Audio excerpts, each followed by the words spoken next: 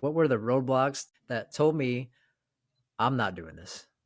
I'm gonna throw Yeah. the what's the term, bath kid out with the bathwater or something. I have a funny fun fact of that too. Do you know why that Bro, thing what is? the fuck is a bath kid? Is that what he said? Say the quote for me. I'm about to look it up. Kingsley, look it up. Throw Throw the kid, baby out with the bath water. My fault, bro. Oh, damn. You. What did I say? Bro, you said. Oh my goodness, you said don't throw the bath kid out with the bath. Wait, you said don't throw the bath water out with the bath kid?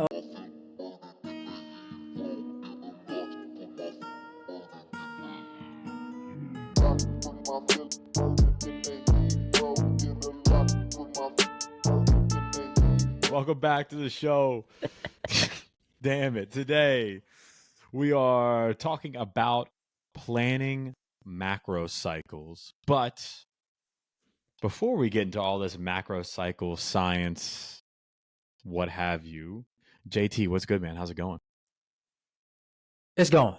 Achilles is healing up nicely. I'm walking better. I'm There gonna you say go. I'm like at 60, 70% in regards of where I used to be. What from like a dance move, standpoint, like what are we, can you hit them folks? Like, are you hitting them folks? I Like, could milli rock. Yeah. I could always have done that, but On any block, or what do you, where on would you most say? blocks. On Okay. most blocks, I could milli rock. Yeah. I can't sneeze. You asked me this last year. I still can't sneeze, but I think, yeah, I can't sneeze. I can milli rock. I could hit the folks pretty easily. So once I can start milli rocking on any block, I'll be 100%. Watch out. Hit the Yeah. boy back. Like I'm literally in a wheelchair. I can't like wheelchair, but I'm literally in a wheelchair. So. I'm literally wheelchair stunting. So not quite cat daddy, but that dance had my boys in a chokehold, and none of them could do it. It was awesome. Oh gosh, take me back. But I think about every time, because I just the best thing far and away about having a gym in your basement is that you can just dance the whole time, the entire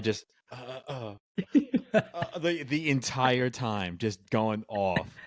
And that new Kendrick diss track is just so crazy, and it's so smeezable. There's like 15 of them. There's like 15, but They Not Like Us, just the Bay Area track, Bay Area slapper. And I think about that one time we were in New York doing an event, and you taught me how to sneeze, and I was doing it, and Nabil was like, "Yo, don't do that shit anymore." Hey, Nabil, we're coming back. He's gonna be sneezing on your block. Trust us. Literally scarred me for life. I'm afraid to do it in public. We'll get you there, bro. We'll get you there. I need more practice. Phil, what you doing, bro? I was like, nothing. It's not even lateral skip. Trying to laterally skip right now? Come on. Oh, nothing. Sorry. I was just I don't know. Oh man. Well, we're gonna get to it at some point. We'll meet together. Yes, sir. I cannot wait. Yeah. So.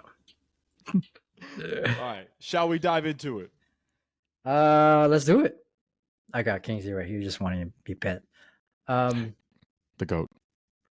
I know not a lot of us, even myself, I don't really finish a lot of podcasts. So we thought we'd bring the closing questions up front, just to kind of remind people. I mean, this might be some people's first time listening, so welcome. But just to kind of remind ourselves and everybody listening, like we're not really here to give answers, although it might sound like it, but hopefully at the end of each show, you just have more questions coming out of it for your own programming.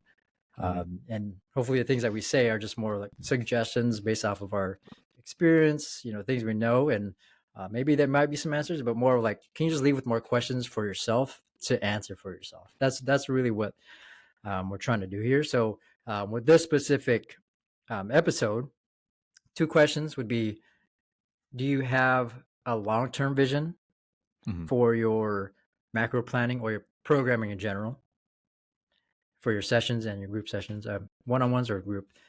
And do you have a short-term session within that? Anything to add there? Yeah.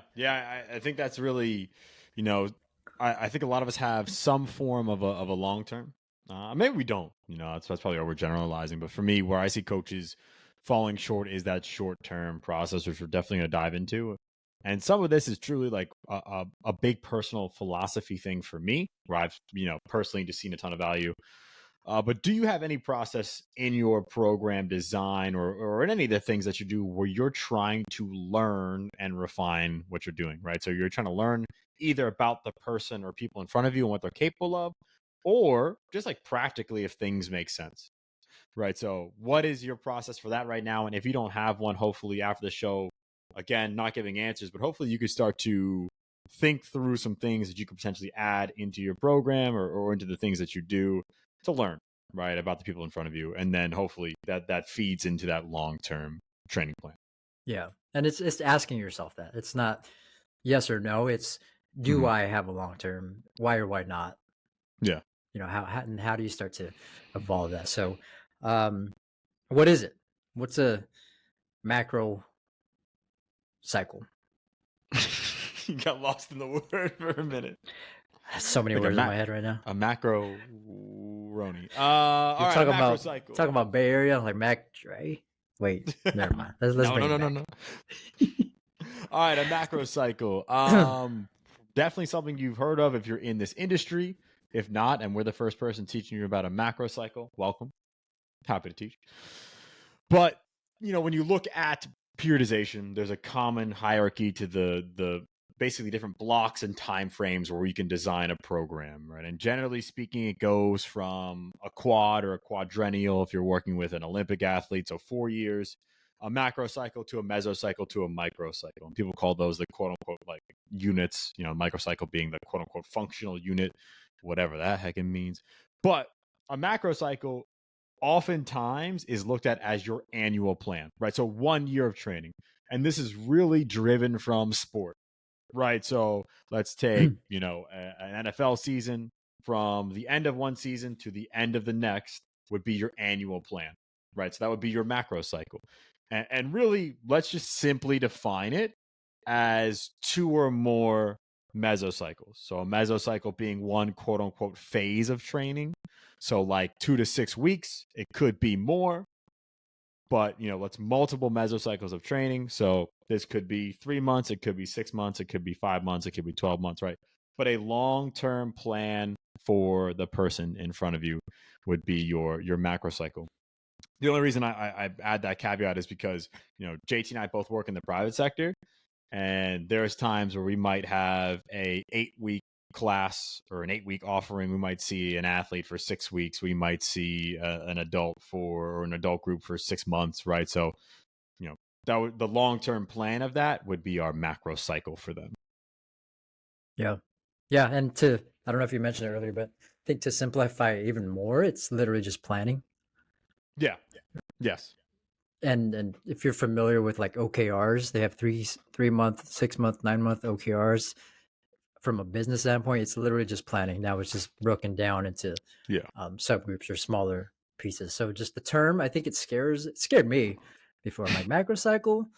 I learned that when I was taking the CSCS, but I'm with Genpal. I'm not doing all that, right? So I think if we start to at least see the words as what they are and how it can be applied to where we are, knowing that it stemmed from sport, Mm. right? I think that's for me, it was the biggest thing to me thing for me to overcome, was where things came from doesn't mean that's where they should be. So Yeah. specifically periodization, macrocycle, mesocycle, those words were attached to sport, and the fact that I was not working in sport was blocking my ability to understand it. So now having a better understanding of it, knowing that it's literally just planning for whoever you're with or wherever you are, How do you now do that? And these are at least nicer terms and at least time frames to work with based off Yeah. of who you're with. Yeah. So you mentioned CSCS. Is that how you originally learned about like planning a macro cycle, and what was that education telling you to do? Yeah, I'd say when I read the books studying for my exam, and it was always referencing sports, right? It Mm-hmm. wasn't telling me to really do anything top of my head, but it was always referencing sports and how to Mm-hmm. use it. Um, and for me, like that was nice. I was just trying to pass the exam. But then when I went to 24-hour fitness or got like all these little personal training gigs, I'm like, I don't do all that. So I'm just gonna do whatever I want. I'm just gonna write it. I'm not gonna plan. Right. That's what I was telling myself. So Yeah. that's when I started to mess up a lot. I'm like, why am I fucking up, bro? I'm like, come on. Sorry for the words here, but it's Voice very turned up. turned up, man. You know, I think that's why we're very passionate about it, because there's a lot of value to this, to not only the clients, of course, athletes, but like to yourself as a coach. Like this is probably one of the most helpful things to help leverage your job. Yeah. How do you organize things? Yeah, I think for me, when I first learned about macrocycle planning, it was from one of my professors, my strength and conditioning professor, who was also the wrestling coach, who's also a psychopath, Martucci. I think it's Mike Montucci. Martucci, but I might be wrong. Man What a was name. a hoss, just a freak of nature. But essentially, he was like very black and white about things, and he was like, "Listen, Mm, like you take your calendar and you plan out your year, and you write out all the workouts for the year, yeah. like literally." So, like in that, and I think I don't know if we'll disagree, maybe on minor things, but I definitely have some pushback on the traditional macro cycle planning. Mm, So let's just get right into it. Let's get right into the potential disagreement, JT. I'm excited. okay. So, should you plan a traditional macro cycle, or should you plan a macro cycle? For one, that wasn't the question that we make sure is not the question you come out with this episode with, because it's not a good question. And I think it's not a good question in the sense of like it shouldn't stop there. I think Yeah. that's where I asked myself that question. That's where I stopped. Like, should I plan a traditional macrocycle? Nah. Yes. Okay. I see what you're saying.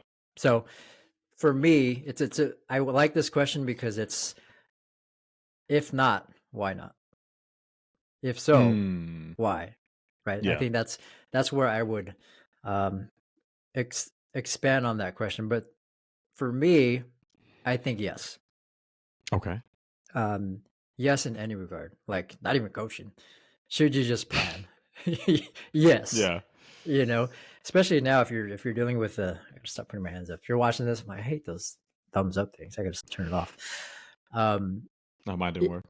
if you're helping a human being to get from point A to point B, and you're Hmm. not planning that Hmm. accordingly, you're doing a disservice. Yeah.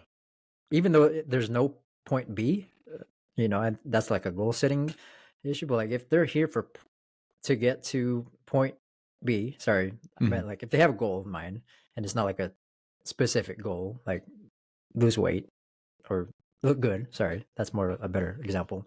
If you want to look good, regardless, you should be planning. I think that's why I say Hmm. yes. Okay. I like that. I see what you're saying. I see where you're going. I think when I look at how cycles are traditionally utilized, I would say no to that format. Oh, So I I guess definitely, that's what I forgot to ask then. Let's go over like traditional. yeah. What? So like a traditional macro cycle, just like my boy Martucci told us to do way Okay. back in 4 and 7 years ago when I was in college. Like, all right, you basically look at the calendar year. So whether we're working with a calendar person, like a calendar client, or a Sure. non-calendar client, right? Let's say we have a 6 month block of time and a goal. Doesn't matter what the goal is, right? We have a 6 month block of time. We have a goal that we want to get them to. Well, sweet. That goal could be day one of training camp. That goal could be 40 pounds down, whatever. We take day one and we go all the way out to day 6 months later. I'm not going to do math. And basically, we start to write out the program.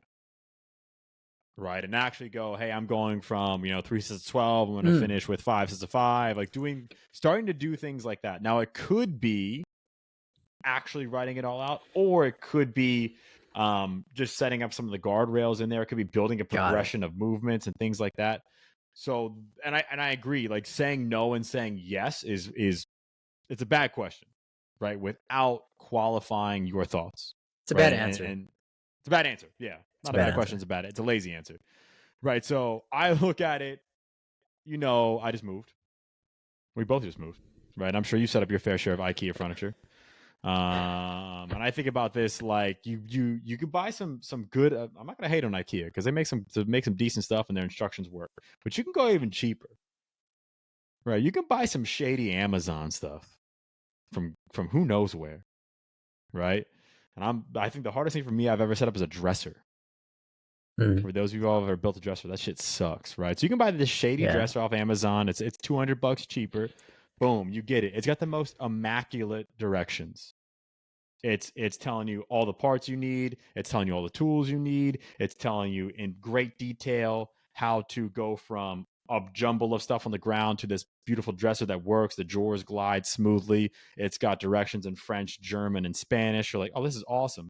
Then you open the box all the way and you're missing half of the tools, half of the parts, half the shit's broken. Right. That to me, that's what macrocycle planning, traditional macrocycle planning is like. Like, I'm going to make this most beautiful directions for building a dresser.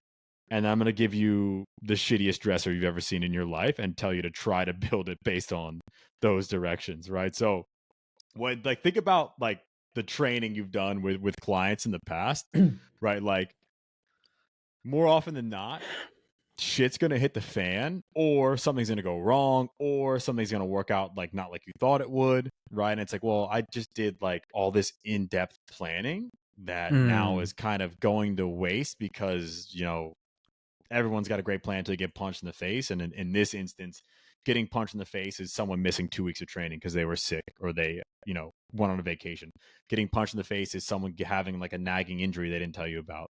Getting punched in the face is realizing that your clients can't front squat, which is something that's happened to me a million times. Like, oh, well, there goes my perfect squat progression because we can't make a front rack. So Sure. Sweet. Right. So, and I don't think it's totally invaluable, the traditional model. Like, I think like it's a good learning tool. So, I mean, we've done it in courses. We've done it in the APC course, right? We've planned a macro cycle in the APC course. And I think it's a good theoretical learning tool to see how things can flow and to get you used to programming. And I think it could potentially be useful if you have to scale one program across a bunch of different facilities and a bunch of different coaches. Sure. I think it can potentially be useful there if there's like a rules engine where you can start to make changes on the fly. Yeah. As well. I like it. I changed my answer now.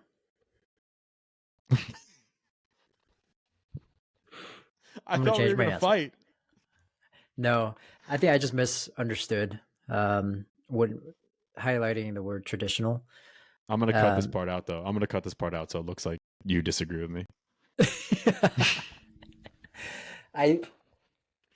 Going back to the question, should you plan a traditional macro cycle? Now, I think it depends on who is writing it. If you're a new coach, yes. If maybe new is not the word. If you have not done it, I think you should. Like if you are new to the industry, I think you should. Like you mentioned, it's from a learning perspective. Yeah. Right. Because when you write it and when you do it, you're gonna learn those punches. Okay, I see you. Right. You're gonna understand why we're even referencing getting punched in the face because it happens, right? But until you have experience, you don't really know what the heck that is. We could say things like people get sick, and you can plan for all that stuff, but then when it happens, that's where the magic is of how do you actually modify and change things. So now going back, who is planning? New coaches, I think, should understand the flow, like do it so you can see the flow, feel the flow. Yeah. And I think that's the biggest piece I would recommend there, just so you have an understanding. I think like the whole chef versus cook analogy, like I think you should understand how to make the recipe of a Mm-hmm. meal step by step before you start adding and removing things. Because Mm. if you're going to start adding and removing things, if you've never done it before, step by step, you're trying to make a chocolate cake and you just made like a chicken hot pot pie, So you got to understand how to be a cook before you can be a chef.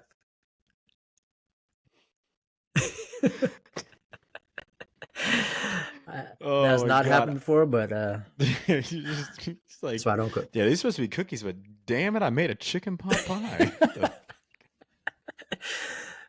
Going back to what you mentioned, like oh. now if you're a head of a company, you got thousands of coaches you can't manage, but you want to make sure they know what they're doing. Yeah. You'd want to make sure the people who are delivering the program would even know how to modify the program, Yes. right? Because that'll happen. So now that's where if I was the head of a company, I would ask them to create it. Right? Okay. Let's create it together, step by step. And then from there, we can now understand why things are the way they are, um, why things go here and not there, based off of like a conversation of experienced coaches to new coaches. So now I think if you don't have a hand in that conversation, Yeah. that's when things will, you know, go away. So I think it depends on Mm-hmm. who. I think I love that. And I wasn't thinking about it in that way from that type of knowledge standpoint. Hmm. Right. So like you were talking about it as like, understanding of, let's say, human movement and training theory and, stimulus adaptation stimulus adaptation and how people are responding to training and all this stuff. Like, from that lens of things, a more seasoned coach versus a newer coach, right, who's never planned one, like it can be a good learning experience. And then, back to the cook versus chef thing, like let's just like, here's the plan. Like, don't worry about the training theory stuff. Like, figure out how to coach. Like, figure out how to communicate. Figure out how to be a leader in the room. Like all that stuff. Like, find your voice. Like that stuff's important. Like super important for a youth coach. I was actually thinking about it from like a knowledge of the people in front of you Hmm. standpoint. What do you mean? Right. So I think about it like this. Like, the more knowledge, say I'm working with you, right? So the more knowledge I have about you and how you respond to training, how you respond to being sick, how you respond to work stress, the things you like, the things you don't like, the goals you've hit in the past, the longer I can plan out. Because I have more information about Sure. you, the less I'll be surprised. Now, let's say I'm training you, and this is not what happened, but I'm training you, and then you tear your Achilles. All of a sudden, I have a whole new situation that we've never been in together. So now I have way less information about how you're going to respond to training.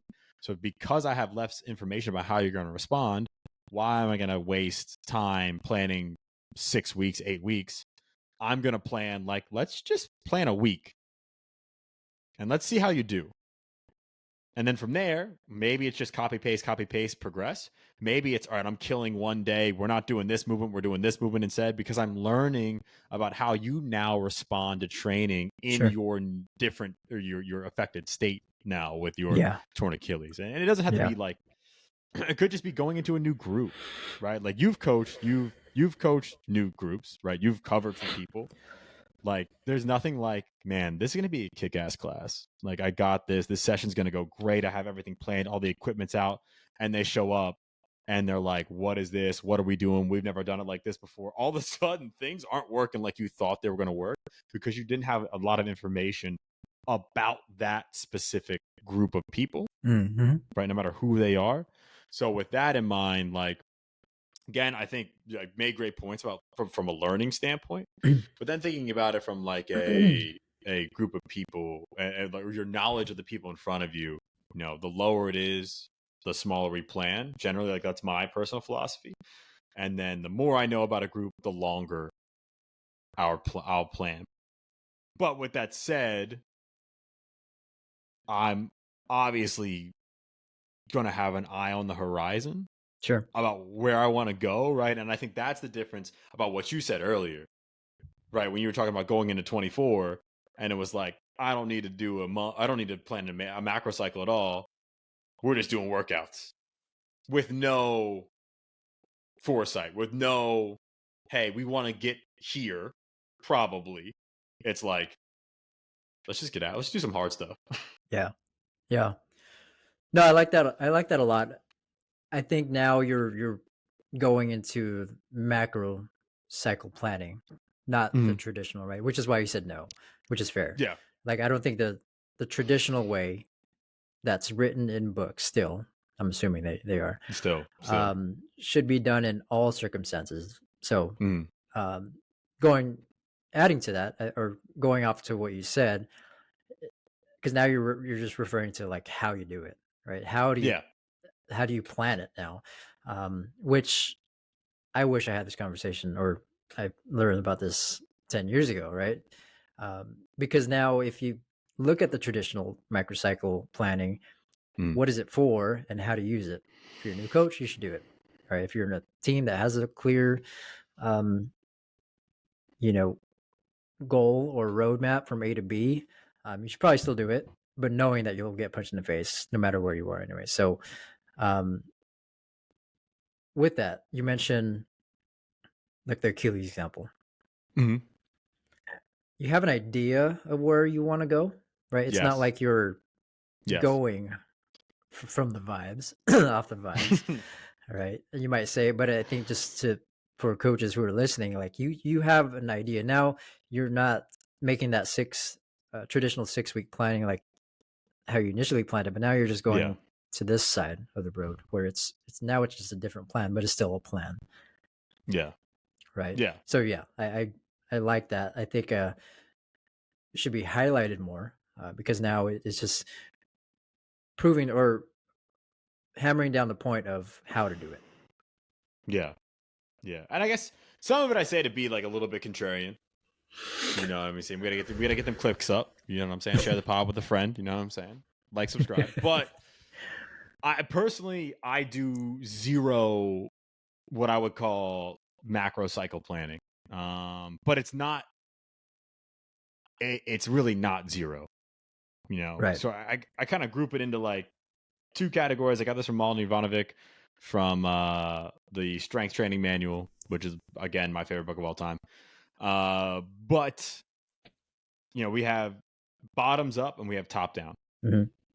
right? Planning strategy. So top down would be our full macro cycle. So I'm looking at top down for me, like the things that I'll look at and really take account of or account for, or like what are some key dates. So for a calendar training client, like an athlete, well, it could be when's your preseason? Are you in season? How many times are you playing when you're in season? What's your training look like? Like when's postseason? How long's your off season? When you going on vacation? Right, like all that stuff. For a non-calendar client, it's like when are your busy periods? What do your holidays look like? When are you going on your family vacation? Like all that stuff's important. The end goal, there's always got to be some goal in mind. Now it could change. I'm writing this in pencil, but like, what do you want? Why are we here? What are we doing here? Like, what do you want out of this? What can I help you do? Right. And then then I'm setting some KPIs, some OKRs, right? So like how do I know if we're successful? And then what are we going to test as our proxy measure of success that we're making progress in the right direction? And then I'm loose roadmap. So like am I going hypertrophy, strength, power? Are we, you know, probably not doing it like that, but like how like what qualities are important and then how am I going to maybe progress things? But again, that's more of just like thought. Like this is Sure. how it could go, but I'm not going super deep in the weeds and actually writing out a program at that point. And then Right. within top-down planning is also your knowledge. So like your knowledge of training theory, your past experience, all that stuff helps inform your top-down, right? So again, like the what do we need to accomplish and why do we need to accomplish it is Mm-hmm. all like over this period is all top-down. And then bottoms up, word of Trey songs, is learning how your clients are responding over time, and then letting that guide program design. Right. So this is all like I'm learning and seeing how you do. So it's like I'll plan it out a week, 2 weeks, 3 weeks, and then let's see how it goes. Really, a lot of it's practical for me. Like from what I've learned, workouts fall apart from a practical standpoint more than they do from a theoretical standpoint. What do you mean? Generally, I've seen it. I've said that, and I've seen some pretty bad theoretical workouts. But so like we had the best workout on paper, and then you put it into a class, and then it's like, oh, we got 3 squat racks. Everything's getting bogged down. We're transitioning slow. Everyone's a different height. We got to change rack heights. Like this is a mess. Someone's on their tippy toes trying to get the front squat, then someone's hitting a half squat trying to get the bar off the rack. Like this is an absolute mess. This doesn't make sense to do. Or like, I put these movements back to back, and it's absolutely frying their forearms, and I don't want that. Like I'm doing way too much pulling. Everyone's back smoked. Like how people respond. Like you never really know how people are going to respond to training. Again, the more experience you have, the more you understand adaptation and load. Like we get a better idea. But just like Sway, we don't have all the answers. You don't have the answers, JT. You don't have the answers. JT, you didn't spend $13 million of your own money trying to. Okay. You don't have the answers, JT. How, Phil? You don't got the answers, JT. I got the questions, Phil. But you don't got the answers, JT. But basically, it's like, all right here, right now, what can we do? That's bottoms up. So it's I don't remember what you asked or what we were talking about, but that's kind of like the 2 different levels of planning. You need both, in my opinion. Yeah. No, I like that. I think what I would at least start to think about a little bit more on top of that is going back to what you gave the example with earlier, like covering a class. You have front squats in there, and then you get punched in the face because they don't have enough lat mobility, so now they're just holding this bar up and then saying my wrist hurt, right? So I think we have to zoom out in order to zoom in the sense of like what really matters here.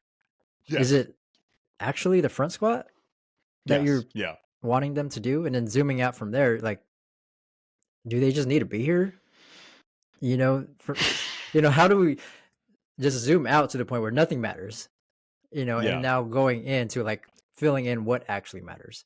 So for example, with front squat, okay, front squat was not actually a goal for them to do. Like they just needed to do a squat pattern. Yeah. Okay. So now that gives more flexibility of how to plan, right? So as a young coach for myself, when I got punched in the face, I was like, that's why I'm not doing this macro planning, bro, because this front squat, nobody could do it. Yeah. Right. When that wasn't even the goal of the front squat. It was like a squat. It's knowing how to zoom out for each level and understanding how to fill in the top down to the bottoms up approach. Like those will start to make more sense once you zoom out, because we get kind of funneled into like the exercise is the goal. I want them to back squat. Yeah. And then you're going to get into those, horse blinders where that's not the goal. Let's zoom out a little bit. What is the OKR? What's the goal of this training phase, right? So now that'll give us a better understanding of how to create this plan that works for you. Yeah. And that's what I'm thinking about. Like, all right, when I'm thinking about my macro cycle, it's really just, all right, what's the bottoms up aspect of planning I have, right? And that's getting to what do I need to do, right? Like, what is our goal? Why are we here? Why are they training with me right now? And then, okay, like now I can think of like what sort of qualities are important to train.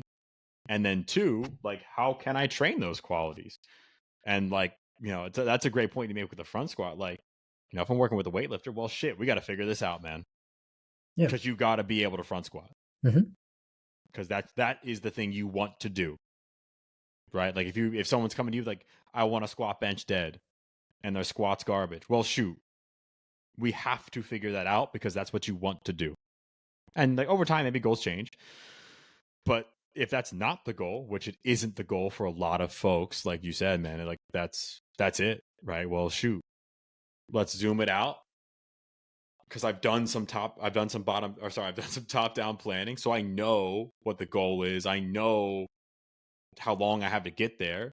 Let's not waste time that we don't need to waste right now. Square peg into a round hole, trying to get you into a front rack. Let's just maybe tripod deadlift. Let's just safety bar squat. Let's just do something else. Right. And now that's how you modify the cycle or the program as a whole, right? Is understanding the levels above to like the bigger goal of things. And now I just want to make sure to make it clear, like if front squat was in the program, let's try to figure out how to get them there. You know, and there's things to do that and not like ditch it all the way. But in session, let's zoom out quickly. Front squat doesn't even matter at this point. They're just trying to squat, right? Yeah. And it might not. I mean, it might not matter in the grand scheme. Like, I remember one personal training client I had, and then again, this is like, what I said earlier. It's like, let's not waste time building the most beautiful, perfect Mona Lisa squat progression before you know if it actually makes sense practically. Like, I was like, cool, we're gonna go from goblet squat, or we're gonna go from heels elevated counterbalance squat to goblet squat to double kettlebell front rack squat to front squat to back squat. For what? I don't know. And then we get to front squat, and my guy just can't, not even close. And I'm just like, oh man, we just did this whole 5-6 week progression to this point, and at no point did I check my dog's ability to get into a front rack. And I'm just sitting there like, well, shit. Okay.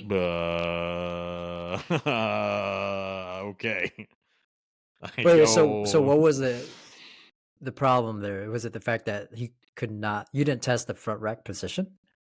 There's a lot of problems there. There's a lot of issues in that program. That's part of it. And I think some of it's, again, like, why was I doing that? Like, he was coming to me for body comp. Yeah. And like we were getting there. Sure. Like, we had in 6 weeks, we had already made solid progress. Right? Because we're doing other things. We're talking about sleep. I was working with the heavy on his nutrition. Like, he's moving more. He's training hard. Like, we're moving that direction. Like, you do make a fair point. Like, yes, I think it's probably better. I don't want to say it's better to have more mobility. Emma will kill me. Emma Schmidt will kill me for saying that. But I like for people to be able to have more movement options available to them. So I would like for someone just to be able to make a front rack, right? So, right. But if not, it's not the end of the world. But, Sure. Again, it's like, why is this person here? Why the hell am I building this long squat progression? That's their goal. I can still teach them to move better, generally speaking. I can still give them more movement options, right? Yeah. But their primary lift, I can put my guy on a leg press. Like, it doesn't Sure. like this. The front squat has zero consequence. It's not a make or break. Yeah. So, like, why build that? And like specifically for Gen Pop, I think when I mentioned zooming out, let's zoom out to where this is a human being. If the goal is body composition, listen to the episode we just talked about with programming. Programming will either have them get bigger muscles or have them lose body fat, right? Whatever you do. Yeah. So and go listen to it if you haven't. But the fact the matter is knowing that we don't necessarily need to get stuck on the exercise that we plug in, because we are just needing this human being to be a better human. And you can have other conversations later in terms of body comp, right? Specifically talking to those situations where it's a class, not really an angle in mind. How do you now look at this? How do you now zoom out to zoom in? So if front squat isn't the program, that's not the thing that really matters. It's the fact that this person probably should have some type of leg strength. Maybe a squat pattern might be nice, because at the end of it, they just need more strength to go hiking. And then they're probably going to lose body fat because of that. So that's what I mean by levels above. So now I think everything matters. It's just a matter of when does it matter. Yeah. No, I like that. I think the last thing I'll say I always say we're gonna do a quick show, and then we'd be talking for hours. My fault. No, we're just riffing. We're just riffing today. Also, I did do like a 2-minute Kanye rant there, so. But I'm it just trying to get happens. to as close to 3 hours without you noticing. So You're never gonna get me. I'm not I'm gonna get it. always. You're I'm never gonna sorry. get me. You gotta find a good topic for that one. Philadelphia Eagles football. Give me going on Okay. Ben Simmons. No. But the last thing I'll say for real, Leave him alone, man. is even in Matt Gallifit was fire. I can't front. I'm not gonna be a hater. We're not doing it. Last thing I'll say, I've never really worked in team sport like that, right? I've obviously worked with athletes of all different levels, but never in a true team sports setting beyond high school. So I can't fully speak to macrocycle planning in those environments, but even for me, thinking back to the high school environments I've worked in, one of the biggest learning experiences I've had was working with, 50 high school football players, and I'm the only strength coach, and we only have 3 squat racks, and we got freshmen to seniors all in the weight room at the same time, like literally trial by fire, and like built out a macrocycle for that. Day one, got slammed into the crust of the earth by the realities of my situation. And from there, it was like, all right, shit, what can we do right now that makes sense? Sick. Stations. Cool. Let's all learn how to goblet squat, push up, bend over row, and hinge.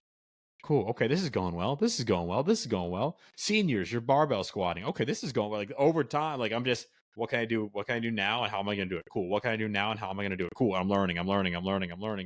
And knowing that, like, all right, the goal for a lot of these kids, because they're all like at the school I was at, everyone was small as hell. The goal is bigger, faster, stronger. But really, the goal is bigger, so we don't get beaten down every single game. Cool. I know that. I'm going to work towards that end goal, but planning a little bit more on the fly. So again, even if you're in that sport environment, you're working with athletes, you're working with calendar clients, there's also an argument to be made to like, maybe don't go full macro, right? Don't go full top down. Don't be afraid to include some bottoms up pieces in there as well, knowing that you don't have all the answers. Right? We don't know as much as we think we know about that person or those people in front of us. So let's take the time to learn about them and how they actually respond and how things are actually going to go. So how do we give ourselves room to do that? To as we start to learn within the year, Mm-hmm. how do we give ourselves flexibility to put in the things that we just learned? I think some of it's having built-in reflection points. So I think at every level you should be reflecting. After every single session, you should have some built-in reflection time. It could be 5 minutes, right? But like, cool, how did this session go?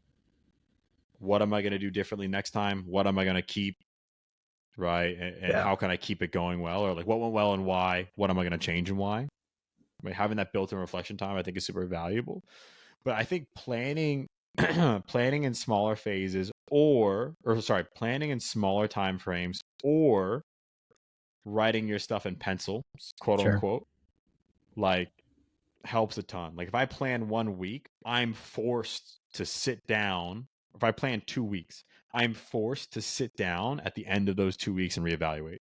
Versus if I plan 4 weeks, I can be like, this kind of isn't working that much, but like, fuck it, we'll get there at the end. We'll change at the end of the 4 weeks. Versus like, there's nothing really written for next week. I could just copy and paste it if I'm on Bridge or Train Heroic or something, but like, I got to look at the plan and be like, all right, listen, this doesn't work. Let me shift these 2 things around. Let me add 2 sets of the primary movement. Let me remove this whole, like these 2 auxiliary movements because they're just eating up a ton of time. Let me, add in more plyometrics because I can handle the volume. Like, the shorter time frames, I think, kind of forces your hand. Sure. And you could still know generally where you want to go. Yeah. But I think shorter time frames kind of force your hand. But if you're not comfortable doing that, or like you might be in a situation where you can't. Mm-hmm. Like I've been in many situations where I'm programming for multiple coaches in multiple gyms. Yeah.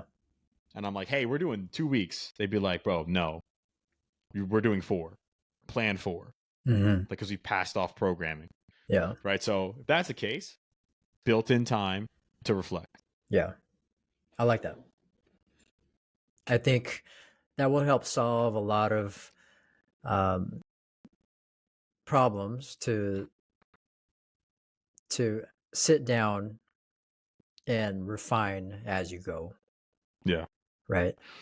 No, I like that a lot. I think the also one thing to call out too is the word deload week comes to mind. I know we're talking macro, but I think if we start to zoom in, um, that was another word that I just didn't care about because when I went to the Gen Pop side of things after interning with sports, it's like they don't really need deload week. They come once a week, you know.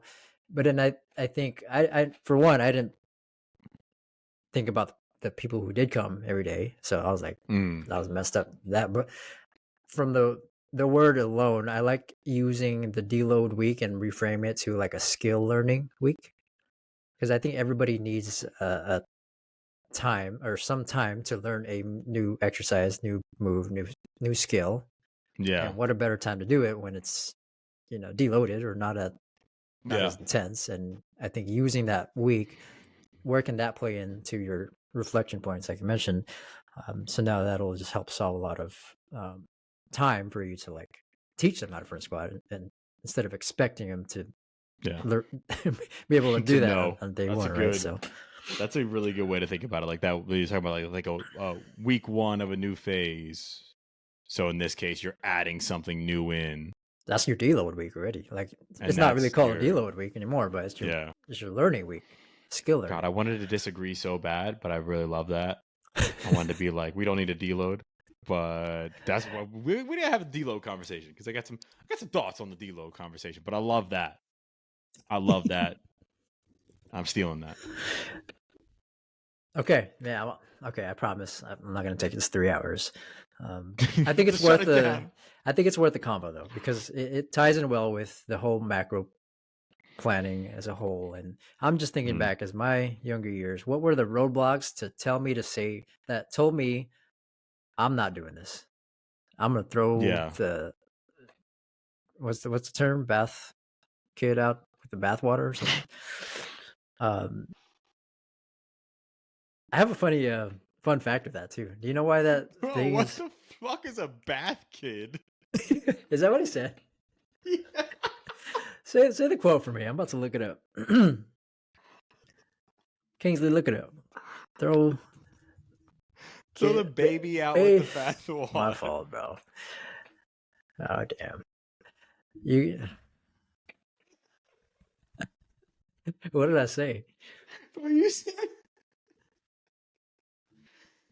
Oh my goodness! You said don't throw the bath kid out with the bath. Wait, you said don't throw the bath water out with the bath kid? Oh man, are you telling me it's a good time to land the plane, bro? Let's shut it down. I'm sorry. Let me share a fun fact with that for real quick though. Yeah, hit them, folks. Do you know why that exists? That quote, where they got it from? No, I have no idea. I don't know what I was watching, some YouTube thing, but before back in the day, there was in some town. Shit, I wish I had better reference here, but in some town, there's like limited water, right? So they would have to choose of the family who would take a shower first, or who would take a bath first. Okay, it'd be the husband first, or the man of the house first, then the wife, then the kid, and then the baby. So the water would be super dirty and you wouldn't see the baby. So that's why I said don't throw the baby out with the bathwater, not the bath kid. I'm gonna need someone. We need a fact checker. We need a producer to stuff. We need to hire someone on as a producer. Isn't that interesting? Fact check. Anyway, let's. Kingsley's our producer slash fact checker. Our Jamie. Kingsley. Kingsley. Yeah. Can you pull out for me, Kingsley? Kingsley, pull out for me. Kingsley, look up squid fighting gorilla. All right, we're done. We're done. This episode's over. Sorry. I'm sorry. You're not gonna get me. Quick takeaways though, real quick, since we're still on. quick takeaways. Let me bring us back. You had a sneaky great point in that. There's a What was it? sneaky great point, yeah. In your now I'm just my brain just is thinking about squids fighting gorillas. The new King Kong joint. But no, I legitimately cannot remember. There was a good point in there somewhere though, so hopefully the listeners remember. Okay, so real quick, if you're still here, man, thank you. This is great. Thanks for Unbelievable rocking with stuff. this. I would have pressed pause or stop a long time ago if I was listening. Going back to the questions, these were just all like suggestions based off experience. Like, here's how things can work, right? Hopefully, some of that practical advice will be new things for you to start to think about. But when you're done with this, it's when you look at your programming, it's do you plan for a long term cycle for your sessions? Mm-hmm. If yes, why? If no, why not? And just start to think about the things that we talked about to essentially give yourself reasons to plan and how to do that in a flexible manner. Mm-hmm. Anything to add there? I remember what your good point was. Don't let the context in which you learned about something dictate where you use it. Right. So don't so JT's example of, and probably all of our examples of learning about macro planning, like, oh, we learned about it through sport, right? And you plan from the off season to, preseason, in season, and then to the next off season, right? Don't let that context, oh, this is only for sport. Right. Like, no, some aspects like having a goal and identifying key dates and identifying your, KPIs and OKRs to slip into corporate speak, like that stuff is still pretty valuable. So, you can certainly use those things with anybody you work with. Right. And Mm-hmm. same thing's true. Like, just because you might think, well, shoot, I can't do that bottoms up stuff because I'm working with team sport. Well, like that's just not true. Like you certainly can do a lot of bottoms up and less top down, no matter who you work with, right? So, again, like don't let the context in which you learn about something dictate where you use it. Don't throw the bath kid out. Don't do it. Keep that bath kid where they should be. All Back right, in there though. JT, where can people find you? IG Coach JT.mp3 and on threads. I'm a thread in again. Get the thread in, bro. You can find me on IG at Nashville. You can find the show on Instagram, YouTube, and threads at Pushin Performance with no G. As always, if you love the show, please show love how you're supposed to. Give your boys a 5-star rating. Leave us a little review. Tell us why you're rocking with the show. And if you really like it, please share it with a friend, a colleague, anyone you think who gets some value out of these absolutely insane conversations. And if anyone can find a video of a squid fighting a gorilla, please send that to pushperformance@gmail.com. All right. We'll catch y'all next time. All right, peace.